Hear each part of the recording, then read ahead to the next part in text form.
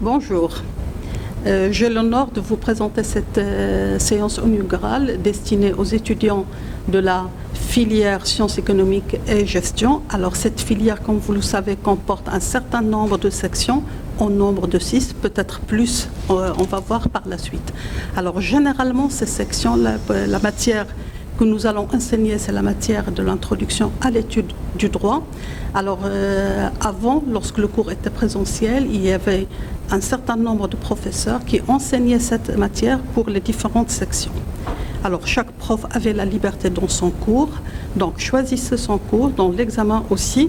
Mais cette année, vu les conditions sanitaires, la présidence de l'université, et pour des raisons techniques, a exigé que le cours soit unifié. Alors le cours soit unifié, cela veut dire qu'il va y avoir un enregistrement unique pour le cours, mais les professeurs, chaque section, donc ou les étudiants de chaque section rencontreront leurs professeurs sur Meet pour les explications et pour les questions. Donc l'organisation du cours se fera comment? Se fera un cours unifié dont les capsules seront donc lancées sur le site de la faculté. Puis par la suite, il y aurait des rencontres avec les professeurs. Chaque section aurait une rencontre ou un cours sur Meet avec son professeur pour un cours pour 1h30, donc, dans lequel le prof explique les capsules qui ont été enregistrées et en même temps répond aux questions des étudiants. Alors, donc, lorsqu'on dit un cours unifié, donc mettez-vous en tête que l'examen aussi sera unifié. Mais on discutera de l'examen donc au moment voulu. Donc d'abord on se charge du cours. Alors les sections seront assurées. Donc comme je l'ai dit, c'est plusieurs professeurs. Nous avons la section 1 et 2, ils ont monsieur Zeheli pour professeur. La section 3, c'est Madame Khadr, c'est ça. La section, donc, excusez-moi, mais je veux voir, donc, la section 3, je crois, c'est Belboul, donc Kautar Belboul, qui assure donc le cours de l'introduction à l'étude du droit pour la section 3. La section 4, c'est Madame Khadr. La section 4, c'est Monsieur Larbi. Et la section 6, moi-même, Madame Makoudi, pour la section 6. Donc, voilà. Alors, je laisse la parole au prof, chacun se présente et présente la section qu'il assure pour le cours, je le répète, de l'introduction à l'étude du droit. Alors, le cours que nous allons donc enseigner, c'est le cours d'introduction à l'étude du droit. Lorsqu'on dit une introduction, cela veut dire une invitation. On va inviter l'étudiant à une science nouvelle pour lui, qui est la science juridique.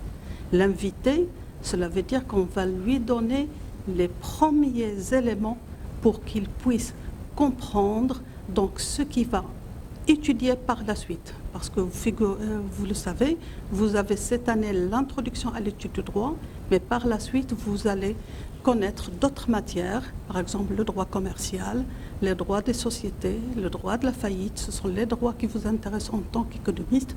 Donc vous avez besoin d'un bagage juridique qui vous permettrait donc de connaître ces différents droits. Donc l'introduction à l'étude du droit, c'est justement de vous donner ce bagage juridique. Lorsqu'on dit introduire au droit ou le bagage juridique, c'est deux choses. Pour un juriste, c'est toujours le langage. On va vous donner un langage qui est le langage juridique. On va vous donner un raisonnement. Le langage juridique, c'est un langage spécifique. Ça veut dire, ce sont des mots peut-être spécifiques que vous n'avez jamais rencontrés. Ça peut être des mots communs, mais qui ont une compréhension donc particulière qui est propre au droit. Donc, par exemple, la vente, le vol, tout ça, ce sont des termes que nous utilisons. Le patrimoine, ce sont des termes que nous utilisons chaque jour. Mais vous allez voir, en droit, ils ont des connotations, des compréhensions différentes. Le but de cela, c'est que lorsque vous utilisez un terme, c'est-à-dire lorsque vous allez travailler, que vous allez par exemple travailler soit dans une société, soit dans une administration, le but de tout cela, c'est que lorsque vous utilisez un terme, il faut que la compréhension qui sont faite soit la même entre vous et votre interlocuteur. Ce n'est pas comme dans la vie commune, lorsqu'on utilise un terme et qu'il peut être compris de différentes manières. Un terme juridique ou un langage juridique, c'est un langage rigoureux. Comme on dit, le droit, c'est la science du détail. Ça, c'est la première idée. La deuxième idée dans ce bagage, c'est le raisonnement. Le raisonnement, c'est quoi? Ça veut dire que l'étudiant, lorsqu'il a un problème, il faut qu'il soit capable de le lier à une branche du droit, par exemple le droit pénal, le droit commercial, le droit social ou le droit du travail, et que ce problème soit classé dans une catégorie donnée. Ça veut dire soit le vol, soit la faillite, donc c'est ça le but, c'est ça le raisonnement. Alors le but étant d'aller dans les textes juridiques et leur trouver et voir la solution qui a été donnée par ces textes juridiques. Le raisonnement juridique, généralement, pour un économiste, n'est pas trop indispensable. C'est pourquoi dans notre cours, nous insistons beaucoup plus sur le langage. Rappelez-vous ce que je viens de dire. L'enseignement du droit, c'est deux choses, le langage et le raisonnement. Parce que vous êtes des économistes, nous insistons beaucoup plus sur le langage. Lorsque je dis l'économie et le droit, ça ne veut pas dire que ce sont des matières qui évoluent en vase clos, chaque matière seule. Non, il y a un très grand lien, une très grande interférence entre le droit et l'économie. Certes, l'objet de l'économie, les méthodes de raisonnement de l'économie sont différentes, mais le lien est différent de celle du droit. Mais le lien existe. L'économie, c'est quoi? L'économie, c'est la production, c'est la circulation des richesses, c'est la distribution des richesses. Mais le droit, c'est le cadre normatif, c'est l'enveloppe normative de toute cette activité. L'économie ou un économiste cherche à décrire, à comprendre, à prévoir. Le juriste, il cherche à trouver des solutions. Donc vous avez un économiste, il a toujours besoin d'un juriste. Pourquoi? Parce que peut-être c'est dans le droit qu'il trouverait la solution ou les solutions aux problèmes qu'il se pose pour lui. Donc entre l'économie et le droit, il y a une grande interférence. D'une part, parce que l'économie nous permet de comprendre certaines règles juridiques. Si je prends par exemple le domaine de la fiscalité, il est impossible de comprendre les impôts sans voir l'activité économique à laquelle ils s'imposent.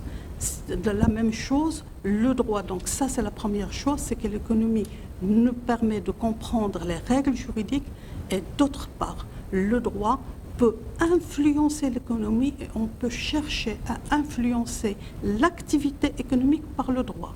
Donc par exemple, élever la production. Si on veut élever la production, qu'est-ce qu'on fait? On augmente les horaires du travail. Donc les horaires du travail, c'est une règle juridique, mais qui a pour objet et pour destination augmenter la production. Donc les deux, l'économie et le droit, ce ne sont pas des matières en vase clos, séparées l'une de l'autre, malgré le fait que l'objet et les méthodes soient différentes, mais ce sont des matières où il y a une très grande interférence. Notre cours de l'introduction à l'étude du droit. Vous allez voir ça au départ. Lorsqu'on parle du droit, nous avons généralement deux conceptions. Le droit comme règle qui s'impose à la société, l'objet du droit. Et ça, je ne vais pas si je peux dire, précéder les premières séances. Donc ça, c'est ce que nous appelons le droit objectif. Puis nous avons les droits ou les prérogatives qui ont chaque personne, par exemple le droit de la propriété. Ces différents sens du droit, ça vous allez le comprendre certainement mieux la première séance, c'est ce qui va faire ce qui fait l'objet de deux grandes branches du droit, le droit objectif et le droit subjectif. Donc ces deux branches de droit font les deux parties de ce cours, droit objectif, droit subjectif. Alors le droit objectif, généralement il y a la règle du droit, nous avons les sources du droit, nous avons les branches du droit. Alors ces différentes parties, nous avons pensé qu'il serait mieux que le cours soit assuré par tous les profs, c'est-à-dire que chacun assure une matière. Donc l'introduction du cours dans laquelle on va s'arrêter sur la notion du droit, sur le rôle social du droit, ainsi que la règle du droit sera assurée par M. Zehri. Donc les sources du droit seront assurées par deux profs, d'abord moi-même pour les textes écrits, puis M. Larbi pour tout ce qui est droit musulman, coutume, jurisprudence et doctrine. Par la suite, il y aurait les droits objectifs. Ce sera Mme Lakhdar qui assurera les titulaires de ces droits. M. Larbi, je crois, par la suite, va assurer les titulaires et les actes et les sources de droits subjectifs. Puis, M. Larbi va assurer l'objet de ces droits subjectifs. Voilà donc la présentation de ce cours. Je vais donner la parole aux profs pour qu'ils se présentent eux-mêmes. Oui, le professeur Zehri, alors. Alors, content d'être parmi vous dans ce cours d'introduction à l'étude de droit avec mes chers collègues pour qu'on puisse dispenser ce cours en bonne et due forme. Merci. Alors, je suis le professeur Mohamed Zehri, professeur de droit privé à la faculté des sciences économiques, sciences juridiques, économiques et sociales de Fès. Alors, la partie qui m'a été donnée pour ce cours d'introduction à l'étude de droit, c'est la première partie, la règle de droit, les branches de droit et aussi la classification de la règle de droit. Alors, c'est une partie qui vise principalement le droit objectif, c'est-à-dire c'est la première partie de droit objectif parce que le cours, je pense, sera divisé en deux parties. Une partie qui porte sur le droit objectif et une deuxième partie qui porte sur le droit subjectif. Alors moi, je vais essayer de vous donner une idée générale, un aperçu sur le paysage juridique qui concerne principalement et particulièrement la règle de droit. Merci. Bismillahirrahmanirrahim.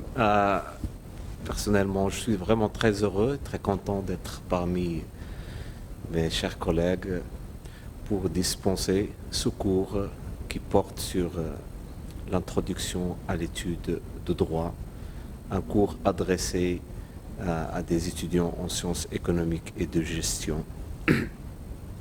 Alors, la part que je vais, c'est-à-dire, mon cours sera adressé aux étudiants de la section A et section B, section 1 et section 2. Alors, je suis le professeur Mohamed Zehri, professeur de droit privé, section française, à la faculté des sciences économiques et des sciences juridiques, économiques et sociales de Fès.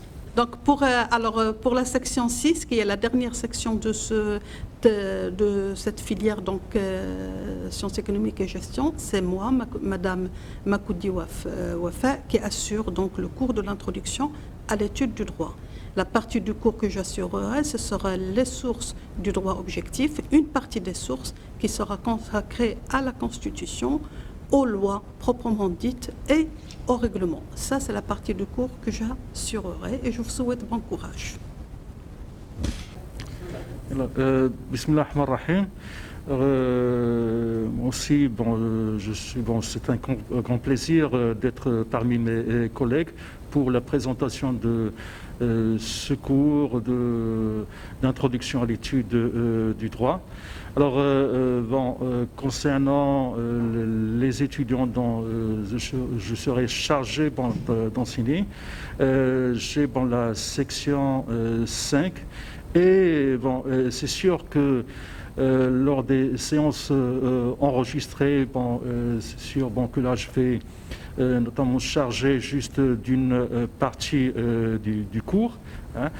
Mais par la suite, vous verrez que vous pourrez, notamment j'aurai un certain nombre de séances, notamment avec vous, à travers la plateforme Moodle. Et là, c'est sûr que je vais vous donner un petit peu plus de détails et là aussi, vous pourrez également me poser des questions sur tout le cours. Alors, concernant la partie dont je vais me charger, en premier, je vais me charger surtout des, comme l'a bien précisé professeur Makoudi, je vais me charger en premier lieu notamment des sources, notamment de la règle du droit, mais surtout des sources telles que le droit musulman, la coutume, les sources secondaires qui sont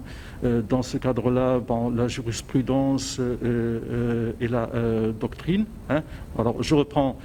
Alors, j'ai dit en premier lieu, je vais me charger de certaines de ces sources qui sont le droit musulman, la coutume,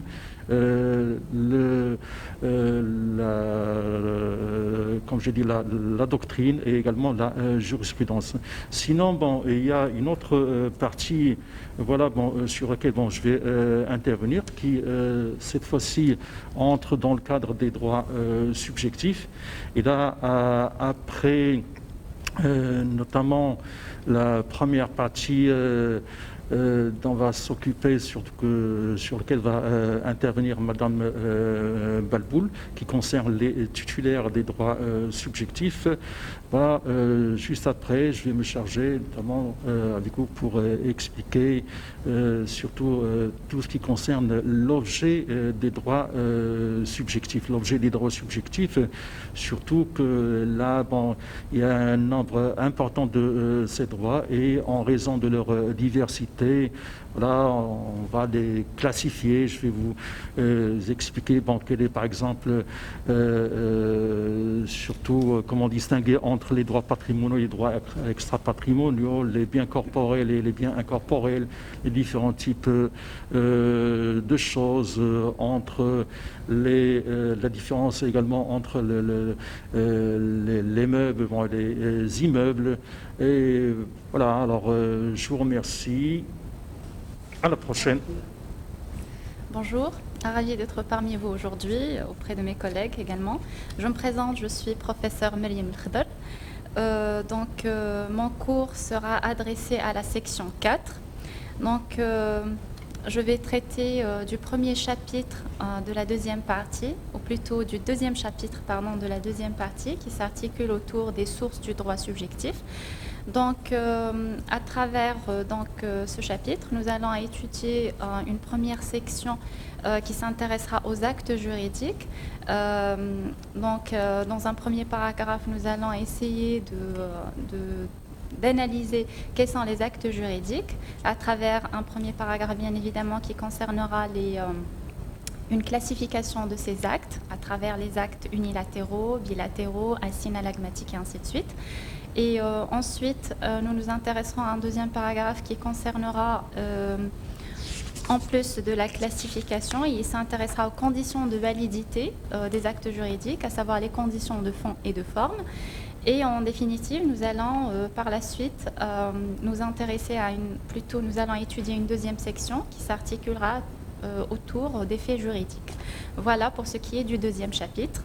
Et le dernier chapitre, comme a présenté le professeur Laherbi, s'articulera autour de l'objet du droit subjectif. Merci beaucoup.